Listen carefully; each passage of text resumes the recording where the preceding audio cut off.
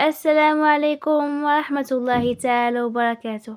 مرحبا بكم في قناة وصفات فاطمة، فيديو جديد ووصفة جديدة. الوصفة ديال اليوم فغادي تكون فطائر بطريقة لي سهلة ومبسطة، كيجيو حسن من طاكوس وكيجيو بنانين بنانين بلا قياس، بحشوة لي كتجي معلكة وبخبز ديال التورتيلا لي رطب وناجح 100%. فغير تابعي معايا الوصفه ديال اليوم من الاول ديالها حتى الاخر باش هكا تعرفي على المقادير مع جميع مراحل التحضير.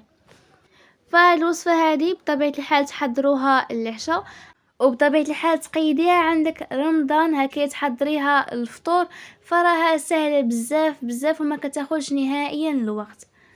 فكما العاده الا كنتو جداد في القناه فكنقول لكم مرحبا بكم، وما تنساوش تنضموا للقناه بالاشتراك الاحمر الموجود اسفل الفيديو مع تفعيل خاصيه الجرس باش يوصلكم كل جديد. فما نطولش عليكم بزاف، نخليكم مع المقادير ومع باقي مراحل التحضير وفرجه ممتعه. فكما العاده غادي نعطيكم المقادير وفي نفس الوقت طريقه التحضير. فهنايا غادي نحتاج واحد نصف كيلو ديال الدقيق الابيض اللي كيكون بطبيعه الحال مغربل من قبل، نوعيه جيده اي خاص بالحلويات. نشكل هكا واحد الحفره من وسط، نوضع فيها واحد الملعقه صغيره ديال خميره الخبز مع واحد شويه ديال الملح اللي غادي نوضعوه من الجنب، وغادي نزيد 3 الملاعق اللي كيكونوا كبار ديال الزيت النباتيه. ثم غادي نضيف واحد كاس كبير ديال الماء اللي كيكون دافي. هذا الا كان الفصل ديال الشتاء، يعني كان الجو بارد، كان الجو سخون فاستخدموا غير الماء ديال الصنبور. غادي نضيف كما قلت لكم الماء، غادي نخلط ديك الخميره مع الماء مزيان مزيان. عاد غادي نبدا نجمع الخليط او العجينه عفوا على هاد الطريقه هذه كما كتشوفوا معايا، مع اضافه الماء شويه بشويه حتى غادي نجمع العجين. فراه القوام ديال العجين في الاخر غادي نتحصلوا على عجينه اللي كتكون رطبه ما كتلتصقش نهائيا لا في اليدين ولا حتى في الاناء. وبطبيعه الحال فما تقصحوش العجين ديالكم، فغير بتدريج بداو تضيفوا الماء شويه بشويه حتى غادي تحصلوا على القوام المطلوب.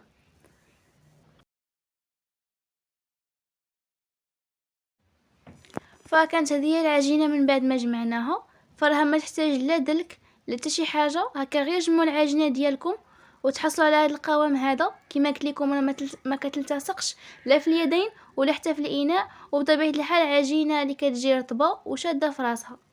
غادي نجمعها على هذه الطريقه هذه وغادي نوضعها في نفس الاناء ونغطيها بلاستيك غذائي ونخليها حتى غادي تخمر وغادي تضاعف الحجم ديالها. فهنايا في هذه الاثناء هذه غادي ندوز باش نقاد الحشوه.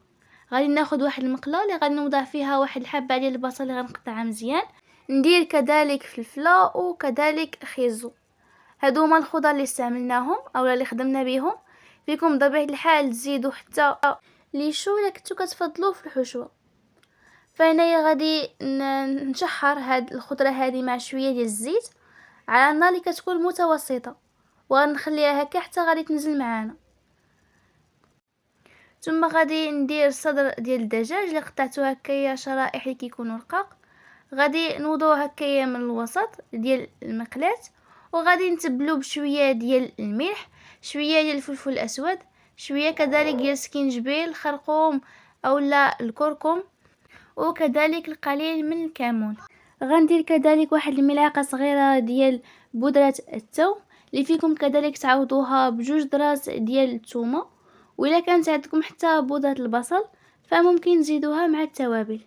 غادي نخلط الكل مزيان مزيان على هذه الطريقه هذه، وغادي نخلي الحشوه ديالنا حتى غادي تطيب. هنا من بعد ما طابت لينا الحشوه فغادي نزيدوا ليها 3 ديال المثلثات ديال الجبن. فيكم هكا تستعملوا فخوماج اللي مثلث اولا مربع هكا اللي متوفر عندكم فيكم تخدموا به، اولا فيكم كذلك تعوضوه بفرماج موزاريلا، فغادي يعطيكم واحد التعليكه اللي زوينه في هذه الحشوه هذه. غادي نحاول انه نفكك هذا الفرماج هذا مزيان مزيان، وغادي نخلط الحشوه مزيان على هذه الطريقه هذه كما كتشوفوا معايا. غادي نزيد كذلك القزبور مع النوس اللي قطعتهم مزيان، وغادي نعاود نخلط الحشوه نخليها باقي واحد 5 ديال الدقائق من فوق النار. صافي الحشوه ديالنا راها واجده. فانا من بعد ما اختملنا العجين وضاعف الحجم ديالو، فغادي نحيد ليه داك البلاستيك الغذائي، وغادي نحيدو من داك الاناء اللي فيه، وغادي نوضعوه في سطح العمل. غادي نشكلو على شكل كيكون طولي باش هكا من بعد نقسمو القطع. كما قلت لكم غادي نشكلو على شكل طولي على هاد الطريقه هادي، وغادي نبدا نقطع العجين لاجزاء.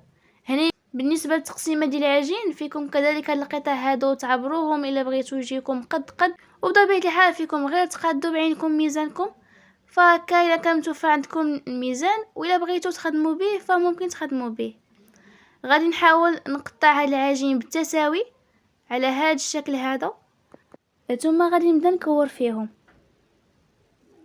بالنسبه لهاد العجينه هذه فراها كتجي غزاله بزاف، كتحصلوا على خبز ديال التورتيلا اللي ناجح 100%. طريقه راها سهله ومبسطه.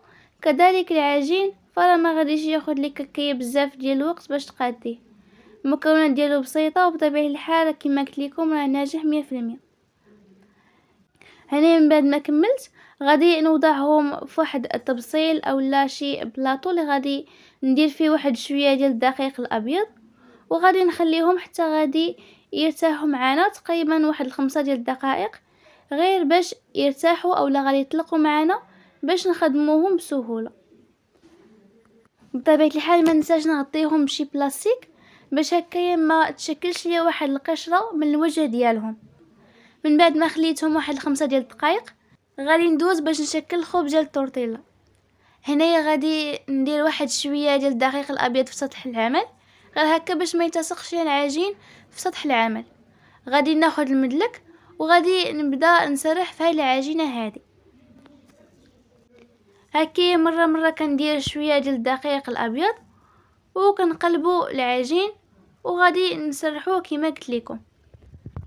فهاد الاثناء هادي كنكون حاطه المقلاة في الفرن باش هكا يسخن، واي كريسه هكايا قاديتها فغادي ناخذها وغادي نوضعها في المقلاة باش طيب. هنا من بعد ما سرحت الكريسه ديال العجين غادي نوضعها في المقلاة اللي كتكون على درجه اللي متوسطه، وغادي نخليها حتى غادي طيب. فلا ما كتاخذش وقت في الفرن وما تخليوهاش حتى غادي تحمر بزاف، فغير هكا كتشد في راسها من الجهه الاولى، فغادي تقلبوها باش طيب من الجهه الثانيه، وهكايا غادي نستمروا. غادي نعاود معكم واحده اخرى. غادي ناخذ الكريسه ديال العجين من بعد ما درت واحد شويه ديال الدقيق الابيض في سطح العمل، غادي ناخذ المدلك وغادي نسرح هاد الكريسه هذه ديال العجين. من بعد هنايا غادي ناخذها وغادي نوضعها في المقلاة اللي كتكون على درجه اللي متوسطه، نخليها واحد شويه حتى غادي تشد في راسها. من بعد غنقلبها باش طيب من الجهه الثانيه، وما غاديش نخليها نهائيا تحمر. فغادي نستمر بهذه الطريقه هذه حتى غادي نسالي هذه الكميه هذه كامله اللي عندنا من الكريسات.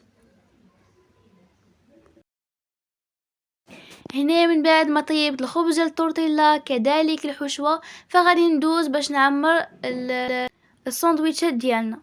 هنايا غادي ناخذ الخبز ديال التورتيلا، غادي ندير فيه ديك الحشوه اللي قادينها من قبل، هكا غادي نديرها غير من الجانب على هذا الشكل هذا.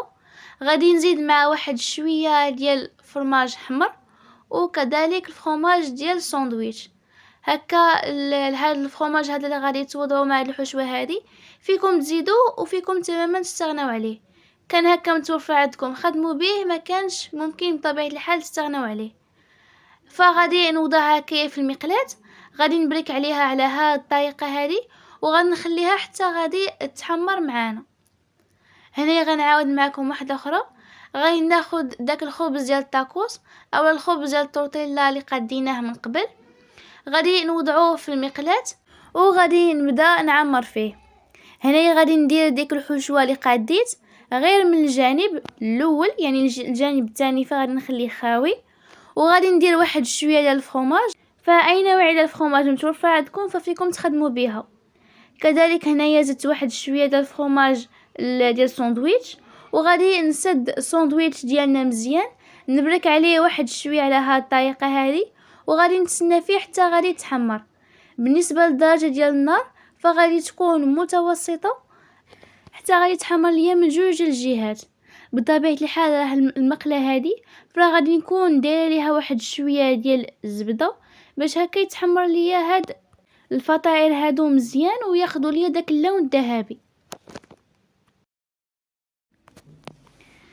فهنايا من بعد ما خداو ليا هاد اللون الذهبي فغادي ناخدهم وغادي نوضعهم في الطبق ديال التقديم ونتلاقاو في الشكل النهائي.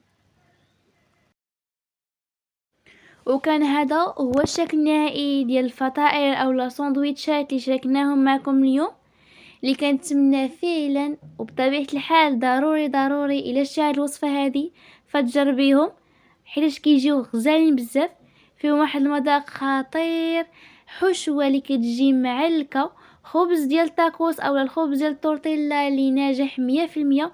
كوني متاكده الا جربتي هاد الوصفه هذه فغادي تحماقي عليها وغادي تعتمدي هاد الوصفه هذه.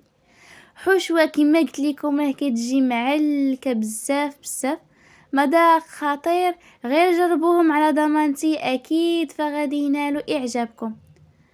هكا تحضريهم للعشاء او لا كذلك تقيدي هاد الوصفه عندك لرمضان، فراه كيصلحوا بزاف خصوصا في الوقت ديال الفطور.